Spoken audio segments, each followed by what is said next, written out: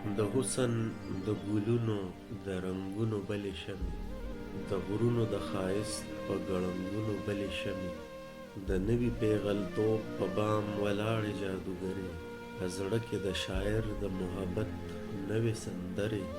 منم چې ته د ډېرو خوشحالو سره ناشنا یې، د نوي ژوند د نوو رنګینو سره ناشنا یې.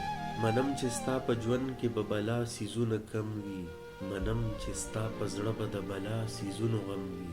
منم چې ته به ډېرو رڼاګانو ته پسخېږې، منم چې ته به ډېرو اداګانو ته پسخېږې.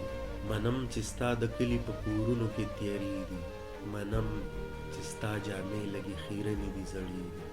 خو ته د خپل ښایست د پیغلتوبه خبر نه یې، خو ته د خپل تهذیب د سړیتوبه خبر نه یې.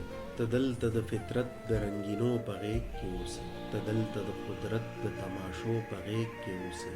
ته دلته بله شمه د رنګونو د قیامت یې، ته دلته کې ښایست یې، لیونتوب یې، محبت یې. ته دلته د رنګونو د ترخو اوبو خمار یې، ته دلته د خپل زړه د خپلې خوښې خپل اختیار یې.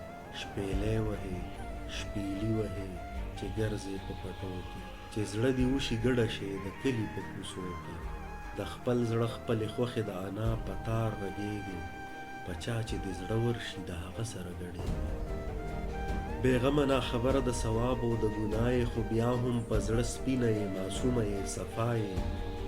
د ژوند د بېوسۍ د مصیبته خبر نه یې، د نوم منافقت د مصلحته خبر نه یې. دا تا چې د کوم نوي ژوند خبرې اورېدلي، دروغ دي دا دروغ دي چا دروغ درته ویلي. په هغه ژوند کې څه دي که صفا مې درته ووایې، دروغ به درته ښکاري که رښتیا مې درته ووایې. د هغه نوي ژوند د سړیتوب بلا کمی دي، د هغه ژوند د خلکو څه ناشونې مجبورۍ دي. ژوند څه دی؟ یو بلا ده، یو عذاب دی، یو هیبت دی، دوکه ده، بېایماني د سراسر منافقت دی. ذهنونه پکې هسې د وهمونو کارخانې دي، سرونه د پیریانو د دیوانو خاریې دي، فکرونه د تارکولو غځېدلي سړکونه، خیالونه د سیمټو د سیخونو دوکانونه. ځوانان پکې هغه چې جوړولی شي نوټونه، سړي پکې هغه چې ډکولی شي جیبونه.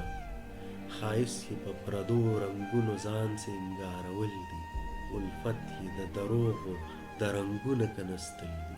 جانان یو رنګین مهین پیمخې غوندې دام دی، جنون یې د غرض په لمبو سوی تور غلام دی. یاري پکې د سپینې خود غرضه بوډۍ ټال دی، خپلوي پکې د خپلو غرضونو نری جال دی. ګناه پکې د هرې ناروا لاس اغستل دي، ثواب د چا بېوسه په مرۍ چاړه راخپل دي. عصمت پکې د ښار د کباړي د دوکان کوټ دی، قیمت د سړیتوب پکې د 100 روپو نوټ دی. غیرت پکې یو شی دی په یوه کاسیره کېږي، ایمان پکې د هر څه نه په ښه بیه خرڅېږي. د حسن د رنګونو دوکانونه په پیسو دي، د ښکلو د مخونو تصویرونه په پیسو دي.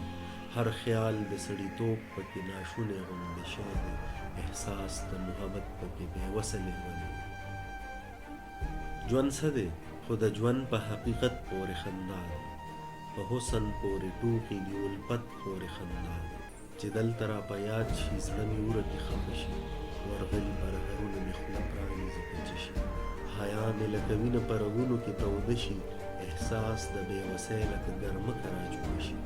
زه خپله د هغه تهذیب د لارو کوڅو ستړی، زه ستا د سترګو وړاندې د هغې هدیرې مړی.